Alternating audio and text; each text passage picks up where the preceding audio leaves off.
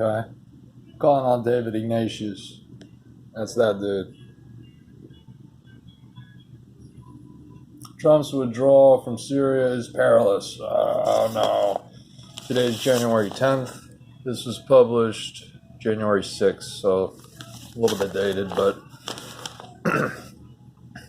David Ignatius with the Washington Post writers group. Washington Post and Trump don't get along too well. This has to do with the Middle East, and David Ignatius talking about Syria and our withdrawal, which we're actually not. It's been revealed we're not actually going to withdraw. It's going to take 4 months, not 2 weeks, and any withdrawal is going to be conditions based.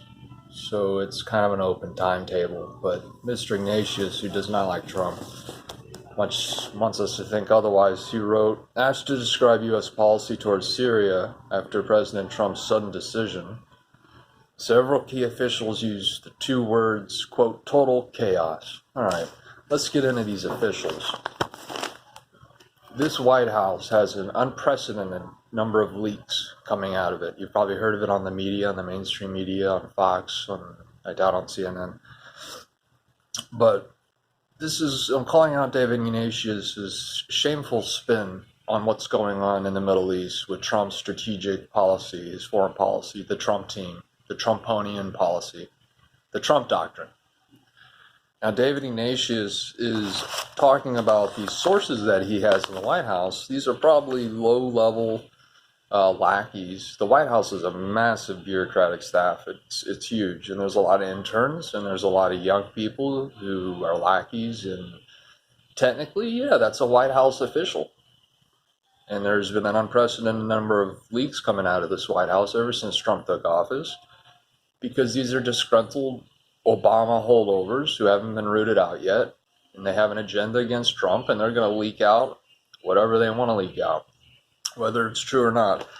Now, David Ignatius says that they kept saying total chaos, but isn't chaos? And Ignatius is implying total chaos. He's implying that within the Trump administration. Well, who's to say that these, these key officials are even privy to what goes on in the Oval Office? He's implying that there's total chaos at the highest levels. Someone's calling, it's my insurance, I'm not going to pick it up.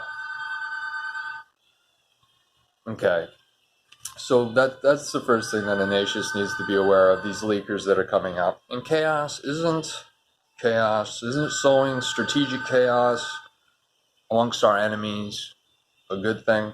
Is it advantageous to furthering American foreign policy to confuse and sow chaos among the Russians and the Syrians and the Iranians and the Chinese and the North Koreans, and kind of make them be like, what is happening? What is going on? Why? Why are they doing this? Why are they changing their minds so much? Where are their troops going to be? Why are there 3 aircraft battle groups sitting off the coast of my country? 3 aircraft battle groups. That's enough to destroy China with conventional weapons like 50 times over. But anyhow, there may have been a high-level cabinet dispute, and if that was the case, then Trump did. Let's say that there was a high-level cabinet dispute. I mean, Mattis did resign over this. This was the final straw for Mattis, though. He's kind of been on the out with Trump's for a number of months over how Trump treats our allies and how Mattis is very coalition friendly, and Trump was kind of beating up our allies. But guess what? Our allies are now devoting more money, Tornado, and they are paying more for our bases, such as in South Korea. Papua New Guinea's opening is allowing Australia and the United States to open up a base there. So I got off track. Even if Trump did buck it and put his foot in his mouth about the Syrian thing, at least he tacitly admits it, and he rolls it back.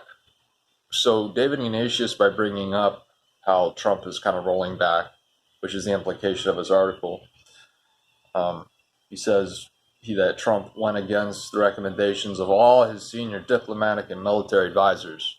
Well, Ignatius is kind of giving Trump props. He's saying, he's not literally saying it, but if you read between the lines, he's admitting that Trump tacitly said, I may have jumped the gun a little bit. He rolls it back, and he allows our generals and our security experts to definitely change whatever policy he may have fumbled with, and that's a good thing. And I've heard this from a number of sources. He'll sit competing people, generals, security analysts, economists. He'll put them in front of his desk and he'll say, convince me. Debate each other and convince me. And no doubt that's what he did here, because within days of him making this announcement, within a week, within 2 weeks, now suddenly we're not withdrawing. Suddenly it's going to take 4 months. Suddenly it's conditions based. Suddenly we're not withdrawing from Afghanistan at all. Apparently it's now been cast, quote, in doubt as to whether or not we're going to be withdrawing from Afghanistan. The fact that Trump actually does listen to his people, unlike Obama, who micromanaged everything down to every single airstrike, when Trump knows he's messed up, generally speaking, he changes. He'll be like, you know what, you're right. We do need a few troops there. All right, getting back to the topic at hand. David Ignatius takes a small issue, which are the ISIS prisoners, the quote ISIS prisoners being held by the Syrian Democratic Forces, which is, as David Ignatius describes, a Kurdish-led force of about 60,000 fighters known as the Syrian Democratic Forces. I've talked about them many times before. They're a bunch of badasses. They're 90% Kurds, very good fighters. Those are the ones who have been helping us root out ISIS throughout Iraq and Syria. And they make up the Syrian Democratic Forces, 50 to 60,000 strong, mostly 90% Kurds. You have a token force of Arabs.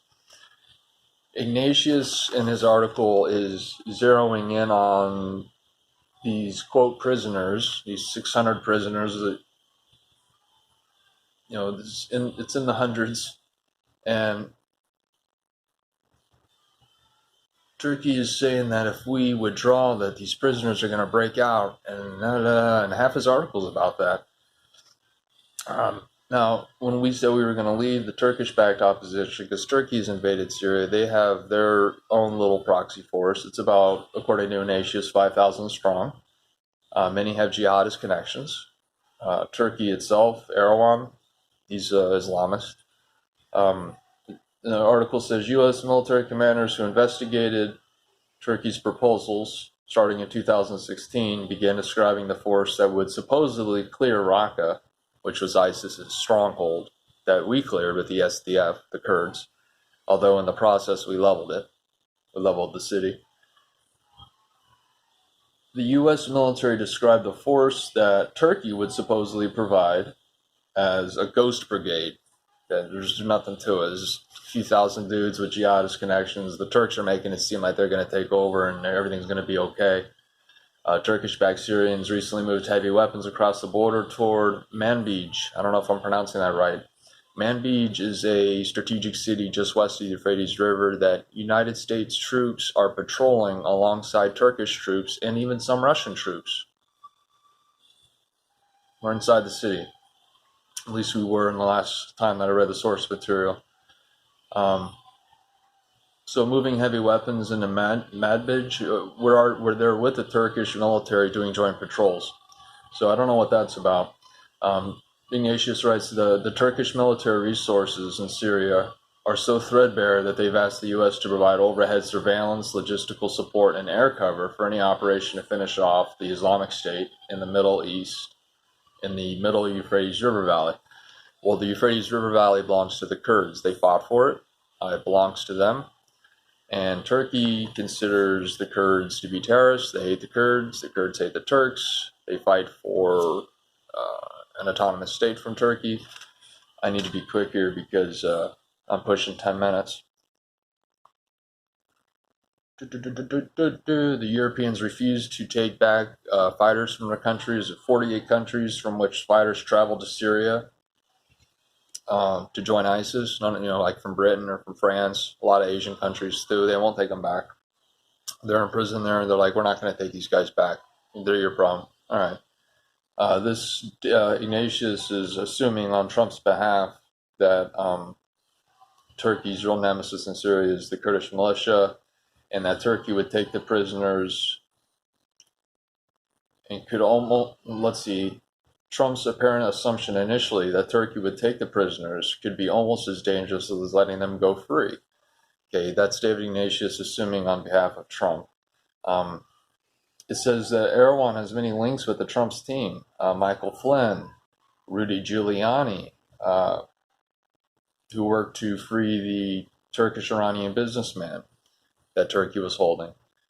The Trump family has embraced Erdogan as a kindred spirit when they've met at summits. Well, Trump does that with everybody. And why is it a bad thing for us to have connections with with Turkey, a NATO ally that sits in one of the most geographically advantageous strategic positions in the world? Why is it a bad thing that our president has connections with them? Yes, they're moving increasingly toward an Islamic State under Erdogan, but still, why is that a bad thing? Excuse me. It says that in the past 72 hours, I guess, in the past number of days, the SDF, the Syrian Democratic Forces, have suffered 80 casualties. In the past 72 hours in the Euphrates Valley, basically west, if you pull up a map on Google, west of the Euphrates, for the most part, except for Manjib, is controlled by the Assad government / Russia. And like I said, Turkey's pushed in to make a buffer zone on their border with Syria because they don't want the Kurds to sit on their border. Trump has agreed to carry out the withdrawal of U.S. Special Operations Forces from Syria over the next 4 months, and Turkey has promised it won't attack until the SDF's American advisors leave. So once we leave, they're going to attack the Kurds. We'll see. Conditions based. The Kurdish fighters, quote, do what they promised to do, end quote, said one U.S. official who has worked closely with them. The same, alas, cannot be said of the Trump administration. All right, well, if it wasn't for us, the Kurds would not have the territory that they have because we helped them with logistical support, fire support, flying sorties overhead. Like I said, we leveled Raqqa. No one really knows much about that, but that's when the rules of engagement were lifted.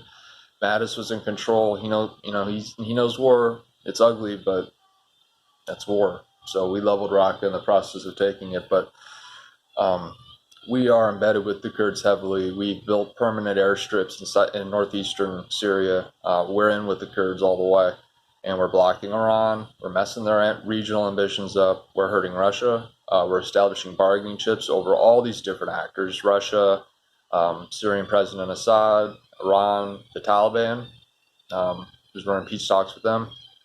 So I just wanted to call out Ignatius. There's this picture. It's a fellow colleague of mine. We've never met. We're pretty much like colleagues, though. So, all right. I had to call him out. I read that, and I was like, no, you're not doing this justice. Hey. All right.